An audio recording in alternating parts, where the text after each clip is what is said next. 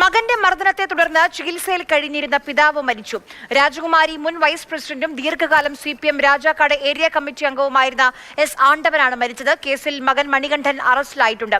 Nitin Thomas തന്നെ വിവരങ്ങൾ നൽകും. നിതിൻ, ഏറെ വേദനിപ്പിക്കുന്ന ഒരു വാർത്തയായിരുന്നു. മകന്റെ ക്രൂരമായ മർദ്ദനം കാരണമാണ് ആശുപത്രിയിലായിരുന്നത്, ചികിത്സയിലായിരുന്നു. എന്താണ് സംഭവിച്ചത്? കഴിഞ്ഞ 24-ാം തീയതി രാത്രി 11 മണിക്കായിരുന്നു സംഭവം ഉണ്ടായത്. വാക്കുതർക്കം ഉണ്ടായതാണ് മകനും പിതാവും തമ്മിൽ. വാക്കുതർക്കത്തിനൊടുവിൽ മർദ്ദനത്തിൽ കലാശിച്ചു. ടേബിൾ ഫാൻ, അതുപോലെ തന്നെ ഫ്ലാസ്ക് എന്നിവ ഉപയോഗിച്ച്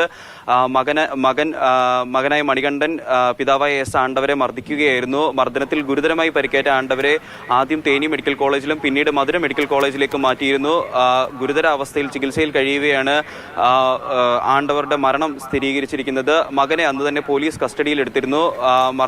മകൻ കുറ്റവും സമ്മതിച്ചിട്ടുണ്ട്. ദീർഘകാലം CPM-ന്റെ ഏരിയ കമ്മിറ്റി അംഗമായിരുന്നു. അതുപോലെ തന്നെ രാജാക്കാട് മുൻ വൈസ് പ്രസിഡന്റുമായിരുന്നു ഈ മരണപ്പെട്ട S. ആണ്ടവർ എന്ന് പറയുന്നത്. ഏറെ ദുഃഖപ്പെടുത്തുന്ന ഒരു വാർത്തയായിരുന്നു അത്.